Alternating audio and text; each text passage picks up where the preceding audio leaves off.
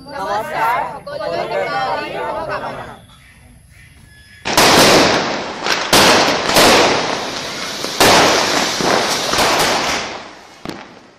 ধাপ ধুপ ধাপ ধাপ ধুপ ধাপ ধাপ ধুপ ধাপ ধাপ ধুপ ধাপ।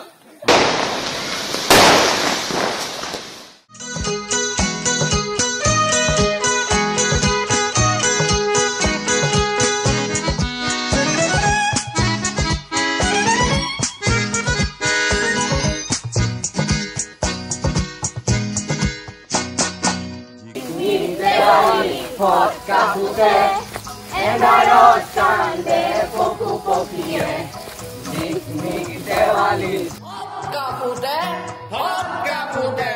এন্ধাৰত কান্দে পশু পক্ষীয়ে এন্ধাৰত কান্দে পশু পক্ষীয়ে।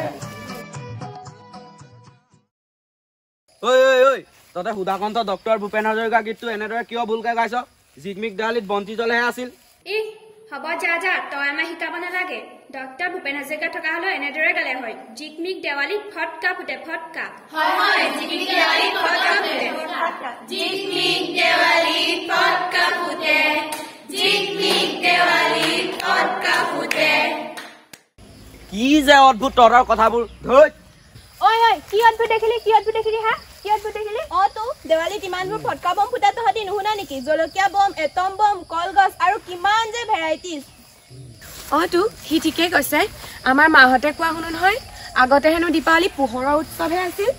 আৰু কি জানা, ৰামে যেতিয়া লংকা জয় কৰি সীতাক অযোধ্যালৈ আনিছিল, তেতিয়া হেনো অযোধ্যাবাসীয়ে অমাৱস্যাৰ নিশা মাটিৰ চাকি জ্বলাই পোহৰাই তুলিছিল আৰু আনন্দও কৰিছিল। তেতিয়া কিন্তু শব্দই কাৰো কাণ ঘোলা কৰা নাছিল। কিন্তু আমি সৰুৰে পৰা দেখি অহা দেৱালীবোৰ তাৰ সম্পূৰ্ণ বিপৰীত। এতিয়া দেৱালী কেৱল প্ৰদূষণ আৰু প্ৰদূষণ। ফটকাৰ শব্দৰ পৰা শব্দ প্ৰদূষণ, ফটকাৰ ধোঁৱাৰ পৰা বায়ু প্ৰদূষণ আৰু কত যে কি। ৰাতি জিৰণি লোৱা চৰাইবোৰে শান্তিত থাকিবলৈ নাপায়, ভয়ত বাঁহৰ পৰা পলায়। আৰু কি জানা, বাঁহত থকা চৰাই পোৱালীবিলাক অকলে বাঁহতে মৰে। নিশাচৰ প্ৰাণীবিলাকৰতো জীয়াই থকা অধিকাৰে কাঢ়ি পেলাইছে। ফটকা ফুটোৱাটো এটা অপসংস্কৃতিহে। এই সকলোবোৰ কথা জানিও কিয় যে মানুহবোৰে ফটকাবোৰ ফুটায়?